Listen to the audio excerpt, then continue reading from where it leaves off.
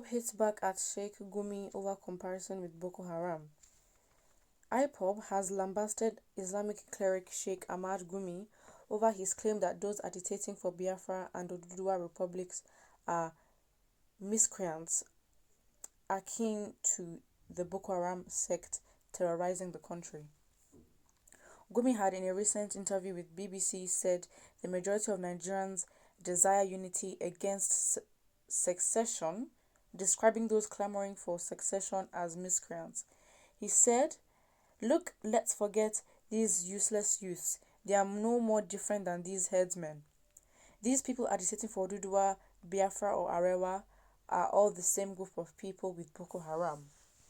Majority of Nigerians want to stay with Nigeria, and if they are in doubt, let's make a referendum. So all these youths that are making noise, whether Abubakar Shekau of Boko Haram, Nnamdi Kanu of IPOB and their Oduduwa counterparts, they are just a tiny minority of Nigerians using ethnic, archaic and retrogressive sentiments to destabilize the nation." But in a statement issued by its media and publicity secretary Emma Powerful, IPOB alleged that such statements confirm that the Gumi is one of the hardened supporters of Fulani terrorism. The group questioned the ease at which the cleric got bandits to surrender their weapons before the government. It warned that the IPOB should not be compared to the Boko Haram terrorist group. According to the group, IPOB is after self-determination, which is a constitutionally guaranteed right, while Boko Haram is a terrorist organization committing crimes. The statement partly read, We, the global family of the indigenous people of Biafra, under the leadership of our great leader, Mazi Nnamdi Kanu, read with incredulity a provocative remark accredited to a filthy-looking so-called acclaimed Islamic cleric in the mold of Sheikh Gumi that bandits and freedom fighters are the same. Gumi in the said media report allegedly compared agitators of Biafra and Oduduwa Republic with his Fulani bandits rampaging the north and ravaging the entire south. Such a statement, if true, has simply unmasked and exposed the real identity of this man, masquerading as an Islamic cleric when, in actual fact, he is one of the hardened supporters of Fulani terrorism. With such ignorance-laden utterance from a supposed Islamic scholar, the world does not need to look far for the real sponsors of banditry and terrorism in Nigeria. We now know those behind the killing spree and evil agenda to decimate the indigenous ethnic populations and non-Muslim communities across Nigeria. Before now, Nigerians were deceived into believing that bandits and other agents of terror on rampage all over Nigeria were invisible and without a fixed address. How come this pretender and self-acclaimed Islamic cleric knew where to find the bandits? He even posed for a picture with the gun-wielding murderers and was very proud of it. How was it that this man managed to locate the hideout of these mass murderers but the Nigeria Air Force cannot? How come there hasn't been any invasion or bombing of any of these bandit settlements in the north, but the same Nigeria Air Force was quick to deploy fighter jets to be terrorizing innocent citizens in Orlu? Not only did Sheikh Gumi wine and dine with their bandits, he has also suddenly become their advocate. He has gone to the extent of comparing bloodsuckers with self-determination activists. What a national embarrassment. In his warped mind, Sheikh Gumi can no longer differentiate between self-determination, which is a constitutionally guaranteed right, and terrorism, which is a crime. This hypocrisy has confirmed our earlier position that terrorism and banditry in Nigeria are common agenda of the caliphate. IPOB further described Gumi's statements as an insult to freedom fighters all over the world, including Nicola Sturgeon, the leader of Scotland. Other ethnic groups and nationalities may fall or capitulate before the hegemonic might of the Fulani Caliphate in Nigeria, but not those of us from the East, the statement said. At this point, it's no surprise that IPOB has been getting attacked. I think, if anything, they have the longest history of getting attacked. So I think at this point, they know how to respond to these kind of things. to be honest, it's nothing new for IPOB. They can easily swerve these comments here and there. And of course, I think with IPOB and Nnamdi Kanu, he definitely sees through all of their BS. And so, honestly, no matter what they say, they can't really get through to IPOB.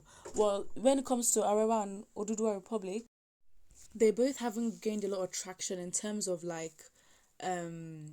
having that one person that is literally on the government's neck who, they're not as intense as Nnamdi Kanu. Like, I don't know any leader who's as intense as Nnamdi Kanu, whereby they have no fear to speak what they want, to have a whole radio show, come at these politicians' neck like it's nothing. So of course it does mean a lot when they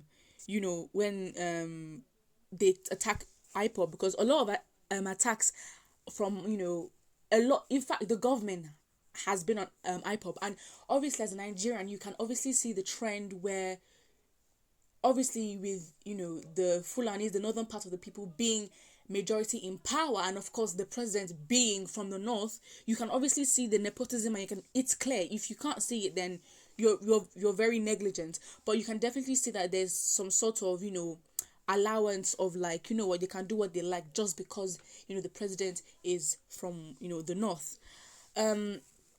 Somebody here says IPOB, Gumi, Aisha Yusufu, FFK, Boko Haram, Sorosoke, kidnappers, bandits, and PDP are all the same. Well, this person is definitely frustrated. Somebody says, I said this before heaven. No, it's not a hate speech. Educated or not educated, people should be mindful of a Fulani man. Be on your guard. Fulani can betray and humiliate. They are all the same.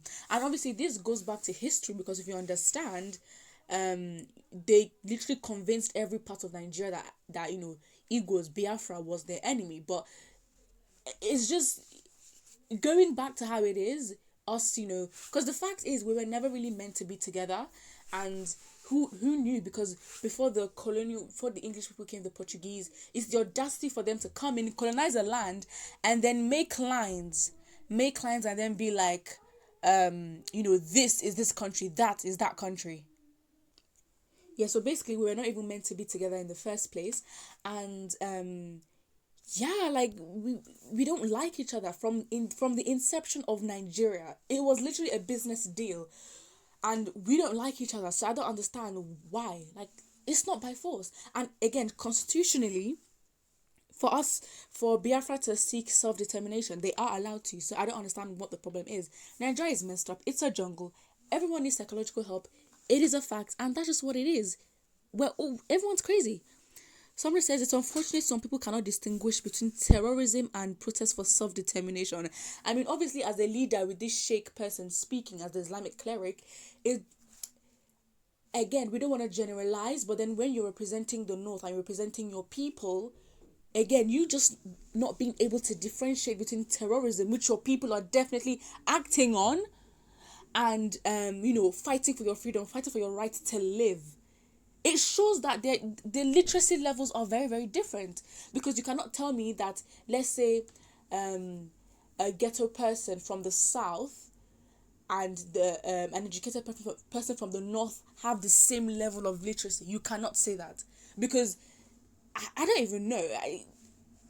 Generally, these people are not smart people, and it's obvious. It's obvious in the leaders coming out to do certain things. It's obvious in the way that at least 80% of them are in the government, but then they haven't even done anything beneficial for their own people. It's a different thing. Okay, fine, we can see that, okay, fine, there is nepotism, these people are only for their own interests. But it's like, you've been in power for what? How many, 60, 70 years? And for that whole time, nothing. There has been no improvement in the northern part of Nigeria. But then you guys are the ones that are mainly that actually hold the power. You guys own a large percentage of it. Honestly, it's embarrassing, as always. Put what you think about this in the comment section below. Do you believe Sheikh Gumi had any right to come at IPOB? Because at the end of the day, if they're going to compare IPOB to Boko Haram, but then I just think that it's all sly, because again, they mentioned Arewa and Oduduwa Republic, but then didn't actually attack. Obviously, it's an attack on IPOB, and they should just say that, because that's just what it is. It is what it is. Put what you think, and don't forget to like and subscribe.